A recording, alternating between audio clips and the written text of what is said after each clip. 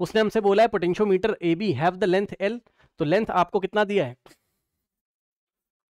Length आपको total wire का, इस ए बी वायर का आपको लेंथ कितना दिया हुआ है, ठीक, लेंथ आपको कितना दिया हुआ है आपका एल, कैपिटल एल, ठीक है, एंड रेजिस्टेंस 12, तो रेजिस्टेंस ऑफ द वायर आपको दिया है, रेजिस्टेंस ऑफ द वायर जिसको आप कैपिटल आर बोला करते थे, वो है कितना आपका 12R, 12R is join to a cell D of the EMF E, D question कर चुके हैं क्या, नहीं, इसका वैल्यू कुछ और आएगा, क्वेश्चन वैसा ही है ना, कह रहा है कि is connected to a cell of, ये सेल है आपका, इसका ईएमएफ ई है और इसका इंटरनल रेजिस्टेंस कितना है आर है, अ सेल कैपिटल सी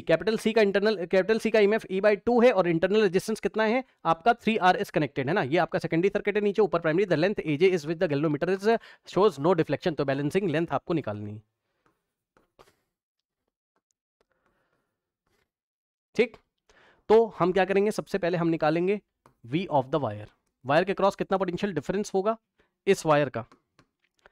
इस वायर का, तो इस वायर का रेजिस्टेंस जो भी दिया हुआ है कितना है, इस वायर का रेजिस्टेंस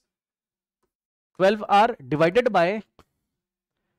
इस प्राइमरी सर्किट का टोटल रेजिस्टेंस, और टोटल रेजिस्टेंस कितना हो जाएगा, वायर का हो गया कितना, वायर का हो गया 12R, और इसके साथ ये जो सेल का इंटरनल रेजिस्टेंस है आर सीरीज में, तो 12R प्लस आर, नीचे हो जाएगा आपका 12R प्लस आर, और into total potential difference of the cell, तो सेल जो डी का ईएमएफ था वो ई था, तो इनटू ई, तो यहां से सॉल्व करोगे तो आएगा आपका 12R divided by 12R plus are 13R, ठीक, इनटू में ई, और यहां से आपका आर से आर आपका जाएगा, तो आएगा V of the wire is equals to 12 into E divided by 13। अब हम पोटेंशियल ग्रेडियंट निकाल लेंगे, तो K is equals to V of the wire और डिवाइडेड बाय लेंथ, तो इसको अगर आप L से डिवाइड करोगे, कैपिटल L से, तो आ जाएगा 12 E डिवाइडेड बाय 13, और L से अगर आप करते डिवाइड तो आता 12 E डिवाइडेड बाय 13L, ठीक, इस तरीके से ना। अब पोटेंशियल ग्रेडियंट भी हमने निकाल लिया है, तो बस K इंटू L किसको बैलेंस करेगा, E बाई 2 को, खत्म। उसने बोला, क्या बोला, द लेंथ एजे हमें बताना है ना, तो इस लेंथ को कौन बैलेंस करेगा, ये, क्योंकि इसमें कोई करंट तो जा नहीं रहा है, इसमें कोई करंट तो जा नहीं रहा है, तो नीचे कोई रेजिस्टेंस लगा होता तब तो करंट जाता, तब तो हम इन दोनों पॉइंट के बीच पोटेंशियल डिफरेंस में I इंटू 3R करके माइनस करते, लेकिन अभी हम E बाई 2 ही लेंगे, है ना, क्योंकि इस ब्रांच में कोई करंट आपका नहीं जा रहा है, गैल्वेनोमीटर में कोई करंट आपका नहीं जा रहा है ना, तो K इंटू L बैलेंस करेगा किसको,